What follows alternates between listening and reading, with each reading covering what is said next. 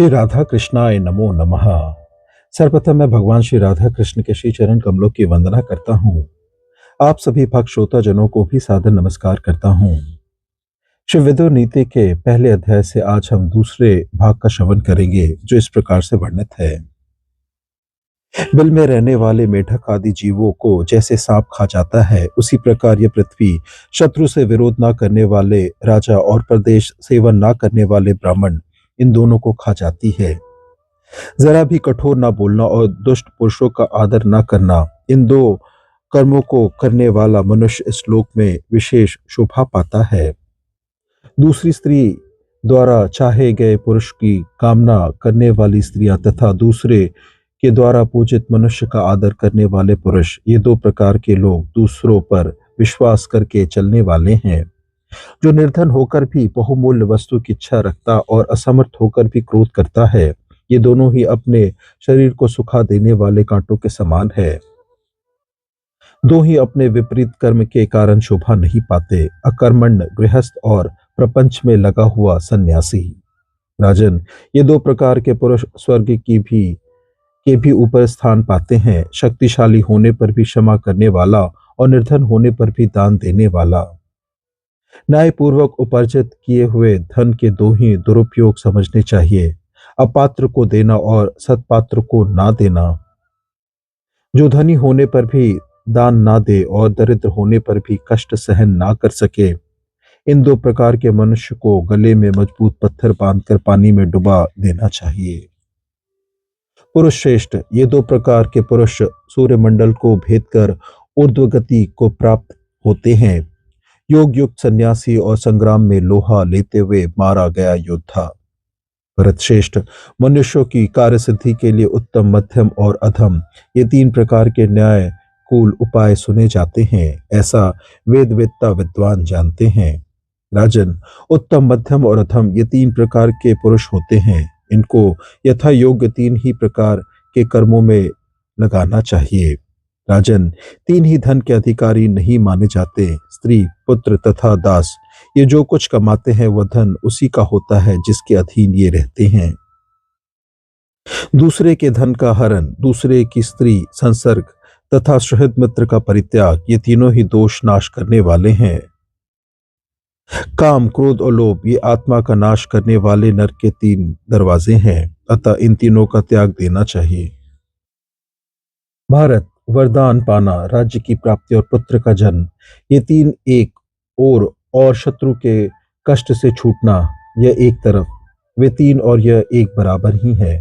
भक्त, सेवक तथा मैं आपका ही हूँ, ऐसा कहने वाले इन तीन प्रकार के शरणागत मनुष्य को संकट पड़ने पर भी नहीं छोड़ना चाहिए।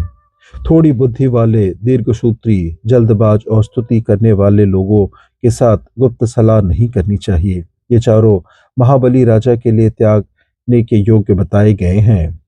विद्वान पुरुष ऐसे लोगों को पहचान ले। तात, गृहस्थ धर्म में स्थित लक्ष्मीवान, आपके घर में चार प्रकार के मनुष्य को सदा रहना चाहिए। अपने कुटुंब का बूढ़ा, संकट में पड़ा हुआ उच्च कुल का मनुष्य, धनहीन मित्र और बिना संतान की बहन। महाराज, इंद्र के पूछने पर उनसे बृहस्पति जी ने जिन चारों को तत्काल फल देने वाला बताया था, उन्हें आप मुझसे सुनिए। देवताओं का संकल्प, बुद्धिमानों का प्रभाव, विद्वानों की नम्रता और पापियों का विनाश। चार कर्म भय को दूर करने वाले हैं, किंतु वे ही यदि ठीक तरह से संपादित ना हो तो भय प्रदान करते हैं। वे कर्म है आदर के साथ अग्निहोत्र, आदर पूर्वक मौन का पालन, आदर पूर्वक स्वाध्याय और आदर के साथ यज्ञ का अनुष्ठान। भरत श्रेष्ठ, पिता, माता, अग्नि, आत्मा और गुरु, मनुष्य को इन पांच अग्नियों की बड़ी यत्न से सेवा करनी चाहिए। देवता, पितर, मनुष्य, सन्यासी और अतिथि, इन पांचों की पूजा करने वाला मनुष्य शुद्ध यश प्राप्त करता है। राजन, आप जहां जहां जाएंगे वहां वहां मित्र, शत्रु, उदासीन, आश्रय देने वाले तथा आश्रय पाने वाले, ये पांच आपके पीछे लगे रहेंगे। पांच ज्ञानेंद्रिय वाले पुरुष की यदि एक भी इंद्रिय छिद्र दोष युक्त हो जाए तो उससे उसकी बुद्धि इस प्रकार बाहर निकल जाती है जैसे मश के छेद से पानी। ऐश्वर्य या उन्नति चाहने वाले पुरुष को नींद, तंद्रा, डर, क्रोध, आलस्य तथा दीर्घ सूत्रा इन 6 दुर्गुणों को त्याग देना चाहिए। उपदेश न देने वाले आचार्य, मंत्रोच्चारण न करने वाले होता है, रक्षा करने में असमर्थ राजा, कटु वचन बोलने वाली स्त्री, ग्राम में रहने की इच्छा वाले ग्वाले तथा वन में रहने की इच्छा वाले नाई, इन 6 को उसी भांति छोड़ दे जैसे समुद्र की सैर करने वाला मनुष्य फटी हुई नाव का परित्याग कर देता है। मनुष्य को कभी भी सत्य, दान, कर्मण्यता, अनुसूया, क्षमा तथा धैर्य, इन 6 गुणों का त्याग नहीं करना चाहिए। राजन, धन की आय, नित्य निरोग रहना, स्त्री का अनुकूल तथा प्रियवादिनी होना, पुत्र का आज्ञा के अंदर रहना तथा धन पैदा करने वाली विद्या का ज्ञान, ये 6 बातें इस मनुष्य को लोक में सुखदायिनी बना देती है। मन में नित्य रहने वाले 6 शत्रु, काम, क्रोध, लोभ, मोह, मद तथा मात्सर्य को जो वश में कर लेता है, वो जितेंद्र पुरुष पापों से भी लिप्त नहीं होता। फिर उनसे उत्पन्न होने वाले अनर्थों की तो बात ही क्या है। निम्नलिखित 6 प्रकार के मनुष्य 6 प्रकार के लोगों से अपनी जीविका चलाते हैं। सात्विक उपलब्धि नहीं होती। चोर असावधान पुरुष से, वैध रोगी से, मतवाली स्त्रियां कामियों से, पुरोहित यजमानों से, राजा झगड़ने वालों से तथा विद्वान पुरुष मूर्खों से अपनी जीविका चलाते हैं। क्षण भर भी देख रेख न करने से गौ सेवा, खेती, स्त्री, विद्या तथा शूद्रों से मेल, ये 6 चीजें नष्ट हो जाती हैं। ये 6 सदा अपने पूर्व उपकारी का अनादर करते हैं। शिक्षा समाप्त हो जाने पर शिष्य आचार्य का, विवाहित बेटे माता का, काम वासना की शांति हो जाने पर मनुष्य स्त्री का, कृतकार्य पुरुष सहायक का, नदी के दुर्गम धारा पार कर लेने वाले पुरुष नाव का तथा रोगी पुरुष रोग छूटने के बाद वैद्य का तिरस्कार कर देते हैं। राजन, निरोग रहना, ऋणी ना होना, परदेश में ना रहना, अच्छे लोगों के साथ मेल होना, अपनी वृत्ति से जीविका चलाना और निडर होकर रहना, ये 6 मनुष्य लोक के सुख हैं। ईर्ष्या करने वाला, घृणा करने वाला, असंतोषी, क्रोधी, सदा शंकित रहने वाला और दूसरों के भाग्य पर जीवन निर्वाह करने वाला, ये 6 सदा दुखी रहते हैं। स्त्री विषयक आसक्ति, जुआ, शिकार, मदपान, वचन की कठोरता, अत्यंत कठोर दंड देना और धन का दुरुपयोग करना, ये 7 दुखदायी दोष राजा को सदा त्याग देने चाहिए। इनमें दृढ़मूल राजा भी प्राय नष्ट हो जाते हैं। विनाश के मुख में पड़ने वाले मनुष्य के 8 पूर्व चिन्ह हैं। प्रथम तो ब्राह्मणों से द्वेष करता है, फिर उनके विरोध का पात्र बनता है, ब्राह्मणों का धन हड़प लेता है, उनको मारना चाहता है, ब्राह्मणों की निंदा में आनंद मानता है, उनकी प्रशंसा सुनना नहीं चाहता, यज्ञादि में उनका स्मरण नहीं करता तथा कुछ मांगने पर उनमें दोष निकालने लगता है।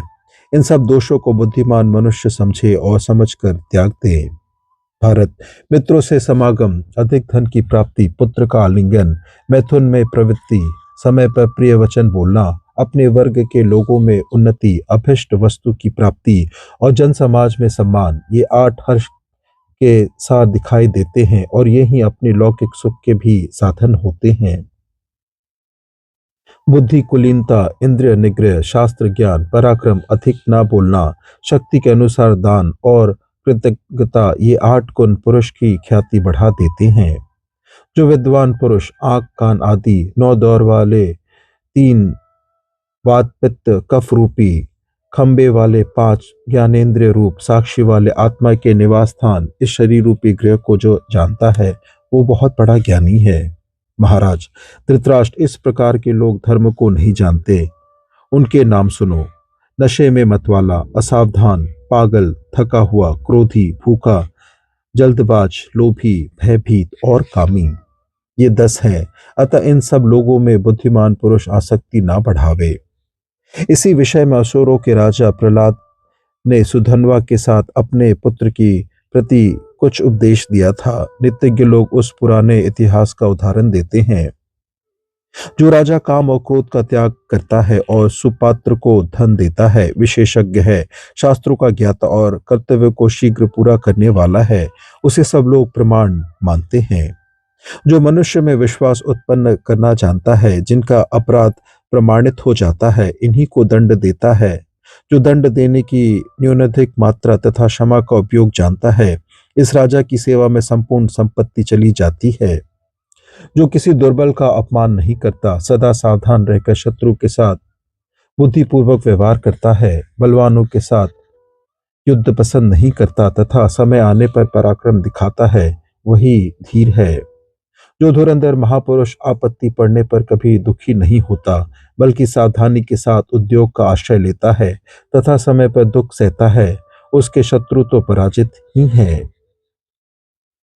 जो निरर्थक विदेशवास, पापियों से मेल, परस्त्री गमन, पाखंड, चोरी, चुगलखोरी तथा मदिरापान नहीं करता, वह सदा सुखी रहता है। जो क्रोध या उतावली के साथ धर्म, अर्थ तथा काम का आरंभ नहीं करता, पूछने पर यथार्थ बात ही बतलाता है, मित्र के लिए झगड़ा नहीं पसंद करता, आदर ना पाने पर क्रोध नहीं होता, विवेक नहीं खो बैठता, दूसरों के दोष नहीं देखता, सब पर दया करता है, दुर्बल होते हुए भी किसी की जमानत नहीं देता, बढ़कर नहीं बोलता तथा विवाद को सह लेता है, ऐसा मनुष्य सब जगह प्रशंसा पाता है। जो कभी उद्दंड का सावेश नहीं बनाता, दूसरों के सामने अपनी पराक्रम की भी डींग नहीं हाँकता, क्रोध से व्याकुल होने पर भी कटु वचन नहीं बोलता, उस मनुष्य को लोग सदा ही प्यारा बना लेते हैं। जो शांत हुई वैर की आग को फिर प्रज्वलित नहीं करता, गर्व नहीं करता, हीनता नहीं दिखाता तथा मैं विपत्ति में पड़ा हूँ ऐसा सोचकर अनुचित काम नहीं करता, उस उत्तम आचरण वाले पुरुष को आर्यजन सर्वश्रेष्ठ कहते हैं। जो अपने सुख में प्रसन्न नहीं होता, दूसरे के दुख में समय हर्ष नहीं मानता और दोष और दान देकर पश्चाताप नहीं करता, वह सज्जनों में सदाचारी कहलाता है। जो मनुष्य देश के व्यवहार, लोकाचार तथा जातियों के धर्मों को जानने की इच्छा करता है, उसे उत्तम अधम का विवेक हो जाता है। वह जहाँ कहीं भी जाता है, सदा महान जनसमूह पर अपनी प्रभुता स्थापित कर लेता है। जो बुद्धिमान दंभ, मोह, मात्सर, पाप कर्म, राजद्रोह, चुगलखोरी, समूह से वैर और मतवाले, पागल तथा दुर्जनों से विषाद छोड़ देता है, वो सर्वश्रेष्ठ है। जो दान, होम, देव पूजन, मांगलिक कर्म, प्रायश्चित तथा अनेक प्रकार के लौकिक आचार, इन नित्य किए जाने योग्य कर्मों को करता है, देवता लोग उसके अबुद्धि की सिद्धि करते हैं। जो अपने बराबर वालों के साथ विवाह, मित्रता, व्यवहार तथा बातचीत करता है, हीन पुरुषों के साथ नहीं और गुणों में बढ़े चढ़े पुरुषों को सदा आगे रखता है, उस विद्वान की नीति श्रेष्ठ है। जो अपने आश्रित जनों को बांटकर थोड़ा ही भोजन करता है, बहुत अधिक काम करके भी थोड़ा सोता है तथा मांगने पर जो मित्र नहीं है उसे भी धन देता है, उस मनस्वी पुरुष को सारे अनर्थ दूर ही छोड़ देते हैं। जिसके अपनी इच्छा के अनुकूल और दूसरों की इच्छा के विरुद्ध कार्य को दूसरे लोग कुछ भी नहीं जान पाते, मंत्र गुप्त रहने और अभिष्ट कार्य का ठीक ठीक संपादन होने के कारण उसका थोड़ा भी काम बिगड़ने नहीं पाता। जो मनुष्य संपूर्ण भूतों को शांति प्रदान करने में तत्पर, सत्यवादी, कोमल, दूसरों को आदर आदर देने वाला तथा पवित्र विचार वाला होता है, वही अच्छी खान से निकलने और चमकते हुए श्रेष्ठ रत्न की भांति अपने जाति वालों में अधिक प्रसिद्ध पाता है। जो स्वयं ही अधिक लज्जाशील है तथा सब लोगों में श्रेष्ठ समझा जाता है, वह अपने अन्न, तेज, शुद्ध हृदय एवं एकाग्रता से युक्त होने के कारण कांति में सूर्य के समान शोभा पाता है। अंबिका नंदन, शाप से दग्ध राजा पांडु के जो 5 पुत्र वन में उत्पन्न हुए, वे 5 इंद्रों के समान शक्तिशाली हैं। उन्हें आप ही ने बचपन से पाला और शिक्षा दी है, वे भी सदा आपकी आज्ञा का पालन करते रहते हैं। तात उन्हें उनका न्योचित राज्य भाग देकर आप अपने पुत्रों के साथ आनंद भोगे। नरेंद्र, ऐसा करने पर आप देवता या मनुष्यों की टीका टिप्पणी के विषय नहीं रह जाएंगे। इस प्रकार से विदुर नीति के प्रथम अध्याय की संपन्नता होती है। श्रवण करने के लिए और अपना बहुमूल्य समय देने के लिए आपको धन्यवाद। श्री राधा कृष्णाय नमो नमः।